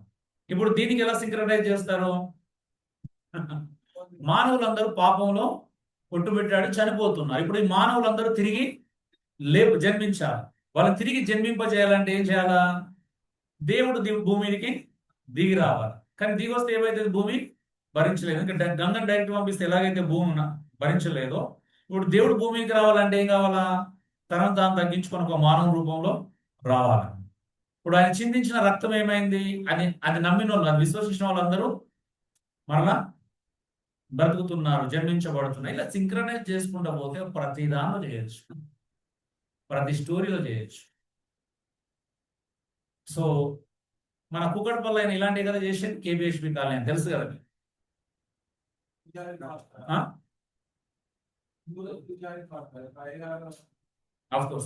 అఫ్ కోర్స్ ఇవన్నీ కాపీడే. ఇక్కడ నుంచి చూసినా మీకు టెంపుల్ నిర్మాణం కూడా యెరూషలేములో ఉన్నటువంటి ప్రత్యక్ష గుడారం నిర్మాణమే. ఆవరణము, పరిశుద్ధ స్థలము, అతి పరిశుద్ధ స్థలం, మీరు ఎక్కడికి వెళ్ళినా ఆ నిర్మాణం అదే కనిపిస్తుంది. ప్రతి దాంట్లో ఆవరణం ఉంటది, గుడి ఉంటుంది, గర్భగుడి ఉంటుంది.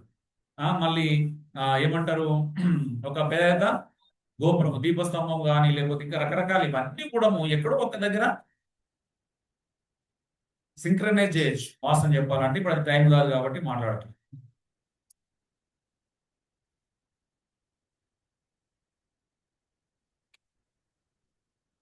So next 10th, pay attention to connectors.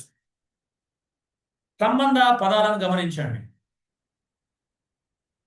Words like therefore, but, so that. చూడండి ఇవన్నీ కూడా రోమన్స్ 12:1 చూడండి, దేర్ ఫోర్ అన్నాడు. అంటే అర్థం ఏంటిది? 11వ అధ్యాయానికి 12వ అధ్యాయానికి సంబంధం ఉందని చూపిస్తున్నది. అవునండి. 12వ అధ్యాయంలో కాబట్టి అనే మాట 11వ అధ్యాయంలోని యొక్క సారాంశాన్ని అది ముందుకు తీసుకెళ్తుంది. అవునా? అక్కడ వివరించినటువంటి సత్యాన్ని ముందుకు తీసుకెళ్తుంది అనే సత్యాన్ని మనం గ్రహించాలి. సో ముగింపు పదాలు, ఇంటర్లింక్డ్ పదాలను మనం మిస్ చేయకూడదు. కాబట్టి అనే చిన్న పదం కాదు అది. అవునా? కాబట్టి టోటల్ చాప్టర్ కి, టోటల్ ప్యాసేజ్ కి అది మూలం అని మనం ఇగ్నోర్ చేయకూడదు అలాంటివి. 11 నోటీస్, సెట్టింగ్స్.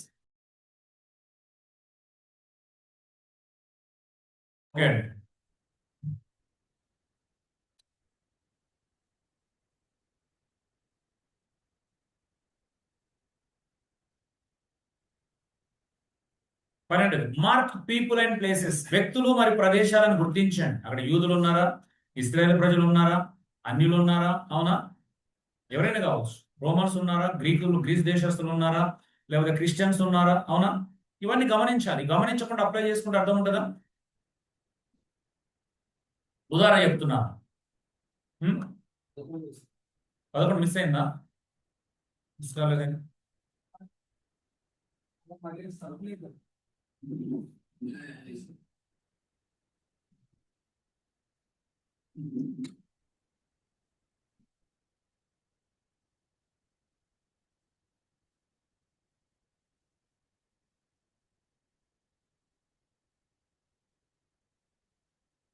చూడండి, context from geography and time.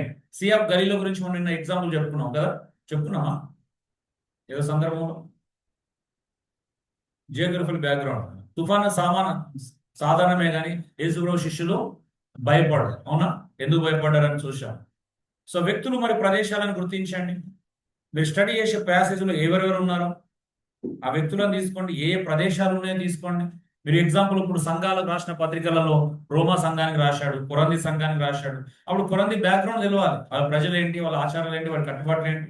గలతీ సంఘం అన్నప్పుడు గలతీలు ఎలా ఉండేవాళ్ళు, వాళ్ళ యొక్క విధి విధానాలు ఏంటి, వాళ్ళ వ్యాపారం తెలుసా మీకు? అక్కడ రాయబడిన ప్రతి దాంట్లో వాళ్ళ యొక్క బిజినెస్ లకు సంబంధించి కానీ, వాళ్ళ యొక్క దేని మీద ఆధారపడే వాళ్ళు కానీ అవన్నీ అక్కడ తెలుస్తాయి. మనం అవి ఇంకా తెలిసినాయి అనుకో, అక్కడ వాళ్ళు పోల్చినటువంటి పోలికలు తెలుస్తాయి. లవోదిక సంఘం గురించి చదవగానే అసలు లవోదిక సంఘం యొక్క బిజినెస్ ఏంటి, వాళ్ళు ఏం వ్యాపారాలు చేసేవాళ్ళు, ఎందుకు అలా ఉన్నారు, వాళ్ళంతా ధనవంతులు ఎలా అయ్యారు, ఇవన్నీ తెలుస్తాయి మనం. అవునా? ఎందుకు అక్కడ అలా మాట్లాడబడింది? నిజంగానే వాళ్ళు ధనవంతులు. అవునా? సో ఈ బ్యాక్గ్రౌండ్స్, ఆ ప్రదేశాలను, ఆ ప్రజలను మీరు అర్థం చేసుకోవడానికి ప్రయత్నం చేయడానికి అది చాలా దోహదం చేస్తాయి. Look for progression. పురోగమనాన్ని గమనించండి, అభివృద్ధిని గమనించండి. శామ్స్ 1లో చూడండి, వాకింగ్ ఉంది, స్టాండింగ్ ఉంది, సిట్టింగ్ ఉంది. అవునా? ఎక్కడ సిట్టింగ్ చేయాలో చేయకూడదో ఉంది. సిట్టింగ్ అంటే మరి మీరు అనుకున్న సిట్టింగ్ కాదు. సో స్టాండింగ్, వాకింగ్, ఎక్కడ నిలబడాలి, ఎక్కడ నిలబడకూడదు, ఎవరితో నడవాలి, ఎవరితో నడవకూడదు. అవునా? ఏ విషయంలో నిలబడాలి, ఏ విషయంలో నిలబడకూడదు.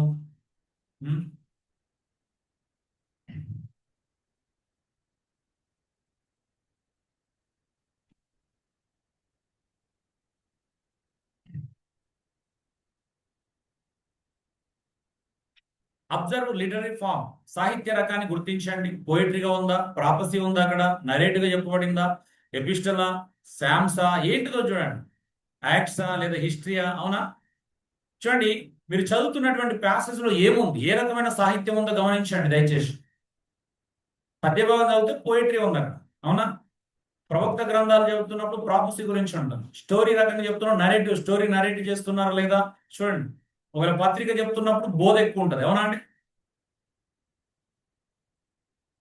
అది గమనించండి, ఎక్కడ బోధ ఎక్కువ ఉంది, ఎక్కడ పోయిటరీ ఎక్కువ ఉంది, ఎక్కడ అది ఉంది, ఎక్కడ డాక్టరల్ విషయాలు ఉన్నాయి. ఇది ఈ విభజన మీకు తెలిసింది అనుకోండి, అసలు సమస్య ఉండదు.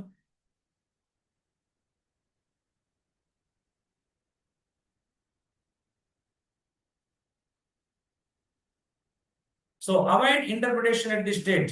ఈ దశలో వ్యాఖ్యానం చేయకండి. ఏ దశలో? Only record what is seen, not what means. అవునా? Just not Paul rode from prison, don't explain why it. అవునా? మనకు ఎందుకు పౌలు చెరసాల నుంచి వెళ్ళి లేఖన రాశానని చూడండి. అనవసరంగా పౌలు చెరసాలలో ఎందుకున్నాడు అది మ్యాటర్ కాదు. అవునా? ఎంతవరకు చెబితే ఒక మాట చెప్పి వదిలేయచ్చు, ఇంకెక్కువ అవసరం లేదు. అవునా? స్వార్థ పక్షంగా బంధించబడ్డాడు, ఫినిష్, అంతేనా? అంతమించి అక్కడ మ్యాటర్ అవసరము లేదు.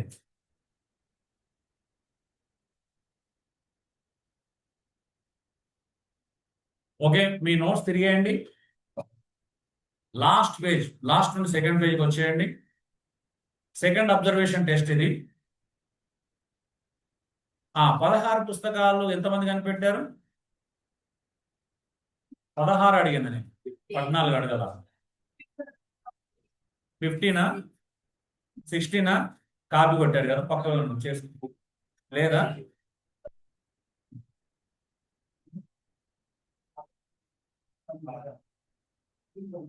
మీకు రాని వాళ్ళకు, వాళ్ళకు రాని మీకు చూపించుకున్నారు కదా, అలా కాదు. సరే, బ్రేక్ లో నాకు 16, ఇందులో 30 బైబిల్ నేమ్స్ ఉన్నాయండి. బైబిల్ బుక్స్ నేమ్స్ ఉన్నాయి ఈ పారాగ్రాఫ్.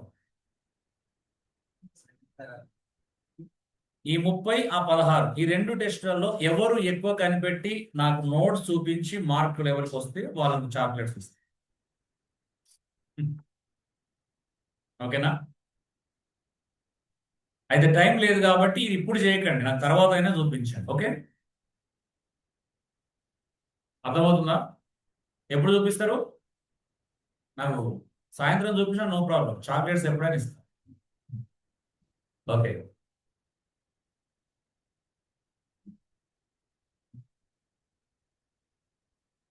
చివరిగా చెప్పండి, ఇందులో ఏముంది, ఏం కనిపించింది చెప్పండి.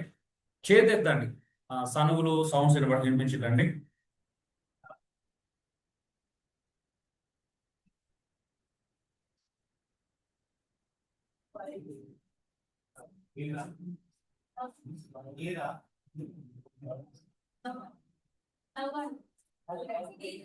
ఓకే, శ్రీలక్ష్మి లవ్ అన్నది చిన్ని, నువ్వు లయరా?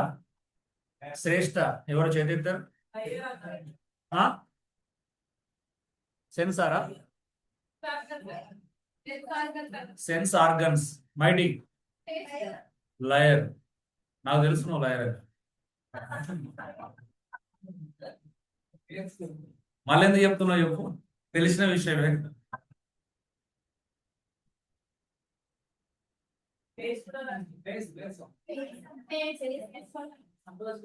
నేను ఇందులో ఏముంది అని అడిగాను, అందులో ఏముంది అని అంటే ఫేస్ ఉంది, కానీ ఆ ఫేస్ లోనే ఏముంది అనేది ప్రశ్న.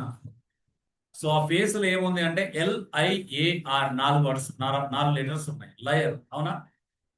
ఆ ముక్కు ఎల్, ఆ ముక్కు పైన చుక్క కింద ఏ, కిందికి ఆర్. సో లయర్ అనేది ఫైండ్ అవుట్ చేసిన వాళ్ళందరూ రైట్ ఆన్సర్ అన్నమాట. Okay, thank you, God bless you all, ధన్యవాదములు. నా టైం వరకు భలే ముగించాను 1 o'clock. ఓకే,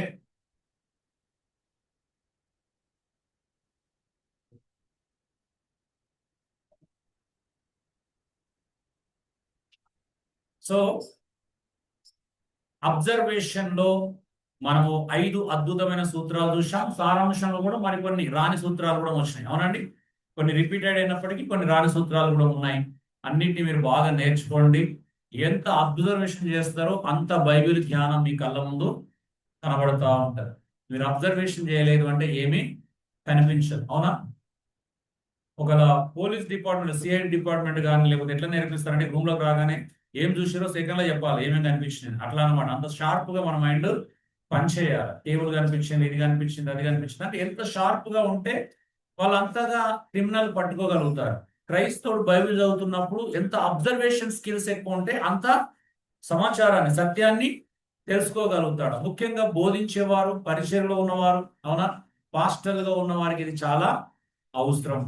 సో విశ్వాసంలో కూడా చాలా అవసరం. ఎందుకంటే ఈ రోజు మనల్ని మోసపరిచేవారు మన చుట్టూ అనేకులు ఉన్నారు కదా. ఒక ప్రసంగం వింటే ఎన్నో భయంకరమైన విషయాలు. నిజమేనండి? సోషల్ మీడియాలో ఒక ప్రసంగం 2 నిమిషాలు నేను వెళ్ళకపోతున్నా అంటే 2 నిమిషాల్లోనే 10 తప్పులు దొరుకుతున్నాయి. క్లోజ్ చేయాల్సి వస్తుంది. నాకు కూడా వినాలని ఉంటుంది, ఏదో మంచి సందేశం ఎవరైనా చెప్తారా వినాలని ఉంటుంది. బట్ చాలా కష్టం అనిపిస్తుంది. ఎవరో ఒకరిద్దరు ఉంటారు అక్కడ అడపా. ఇక లోపల ఉన్న మనకు తెలియదు, వాళ్ళు రికార్డ్ చేస్తే గానీ మనకు తెలియదు. అవునా? వాళ్ళ అంటే అన్లెస్ వాళ్ళు ఒక వీడియో రికార్డింగ్, ఆడియో రికార్డు, అది కూడా యూట్యూబ్ ఛానల్, ఫేస్బుక్ లేదా లింక్ పెడితే కానీ తెలియదు అది మనకు. అవునా? ఇక బయటికి కనిపిస్తున్న సంగతి మన అందరూ తెలిసింది కదా. దయచేసి అందుకే అబ్జర్వేషన్ చేయండి. ఎలా మాట్లాడుతున్నారు, ఏం మాట్లాడుతున్నారు చూడండి. ఎవరిని పడితే దయచేసి వారిని ప్రమోట్ చేయకండి. మీరు చాలా మందిని మీ వాట్సాప్ స్టేటస్ లో నేను కొంతమందిని చూస్తూ ఉంటాను, టీమ్ ఫ్యామిలీ. కొంతమంది తప్పుడు బోధకులను కూడా ప్రమోట్ చేస్తూ ఉంటారు. అవునా? దయచేసి తప్పుడు బోధకులను కానీ తప్పుడు బోధనలు కానీ మీకు ఇష్టమైందానో మీకు అభిమానం ఉందానో ప్రమోట్ చేయకండి. సత్యాన్ని మాత్రమే ప్రమోట్ చేయాలి మనం. ఆమె అంతేగాని సమాజంలో సెలబ్రిటీ స్పీకర్ అని చెప్పేసి ప్రమోట్ చేయకూడదు. సో ఇవన్నీ ఈ లేఖనాలను మీరు లేఖనాలు ఎంత అబ్జర్వేషన్ చేస్తే అంత అద్భుతంగా ఇది మీకు అర్థమవుతూ ఉంటుందండి. కాబట్టి dear brothers and sisters, observation skills మనం ఈరోజు ఒక అత్యంత ప్రధానమైనటువంటి సబ్జెక్టుని పూర్తి చేసుకున్నాం. ఓకే, లంచ్ తర్వాత మనకు ఇంటర్ప్రిటేషన్ రెండో ప్రాముఖ్యమైనటువంటి అంశం ప్రారంభించబడుతుంది. ఇంటర్ప్రిటేషన్ లో ముందుగా తప్పుడు అర్థం, రాంగ్ ఇంటర్ప్రిటేషన్స్ మనం చూస్తాం. రాంగ్ ఇంటర్ప్రిటేషన్స్ అయిపోయిన తర్వాత రైట్ ఇంటర్ప్రిటేషన్స్ 20 సూత్రాలు నేర్పించడం జరుగుతుంది. ఈ 20 సూత్రాలు ఎప్పుడు అయిపోతాయో తెలియదు. అయిపోయిన తర్వాత అప్పుడు అప్లికేషన్ నేర్పించడం జరుగుతుంది. అయితే ఈ 20 ఇంటర్ప్రిటేషన్స్ అప్లికేషన్ ముగించడానికి మరి సమయము సరిపోతుందో లేదో తెలియదు. కాబట్టి మీకు 40 పారబుల్స్ మాత్రం ఇప్పుడు చెప్పడము జరగదు. What is going on? So కాబట్టి శ్రద్ధగా మిమ్మల్ని మీరు సిద్ధపరచుకోండి. నెక్స్ట్ ఏం జరగబోతుందో అంతా కూడా మీకు చెప్పాం. మీకు ఆల్రెడీ కంటెంట్ ఇచ్చాం కదా. సో ఏమేమి ఉన్నాయో విశేష సూచికలు అన్ని ఇవ్వడం జరిగింది. అయినవి అన్ని టిక్ చేసుకోండి, కానీ అన్ని పెట్టుకోండి. కానీ మీరు మళ్ళీ అడగచ్చు. ఓకే, సో అయినవి టిక్ చేసుకుంటారండి. మీ యొక్క నోట్స్ లో ఏమేమైనాయి, విశేష సూచికలో ఏమేమైనాయి అన్ని టిక్ చేసుకోండి. ఓకే, ప్రార్థన చేసుకుందాం. Thank you lord. పరిశుద్ధుడైనటువంటి తండ్రి, మహోన్నతుడైనటువంటి మా దేవ, నీకు లెక్కలేని స్తుతులు, స్తోత్రాలు, వందనాలు చెల్లిస్తా ఉన్నాం. ఇంత అత్యద్భుతమైన కృపను మాకు అనుగ్రహింపచేసి, నాకు కూడా ప్రభావ మరింత కృపను అనుగ్రహింపచేసి, ఈ సమయానికి లంచ్ బ్రేక్ టైంకి రెండో సెషన్ కూడా ప్రభా అబ్జర్వేషన్ స్కిల్స్ తో ముగించుకోవడానికి మీరు చూపినటువంటి అత్యద్భుతమైన కృపకై వందనాలు, స్తోత్రాలు చెల్లిస్తూ, మా ప్రార్థన వింటున్నందుకే వందనాలు, స్తుతులు, స్తోత్రాలు చెల్లిస్తూ, నెక్స్ట్ సెషన్ కి మమ్మల్ని అందరినీ అన్ని రకాలుగా ఆధ్యాత్మికంగా, మానసికంగా ప్రభా అన్ని రకాలుగా, ఫిజికల్ గా, అన్ని రకాలుగా, ఎమోషనల్ గా సిద్ధపడడానికి కృప చూపించమని, విన్న వాక్యం అందరి హృదయాలు ఫలింపచేయమని యేసు దివ్యనామంలో వేడుకొంటున్నాను పరలోకపు తండ్రి. ఆమేన్.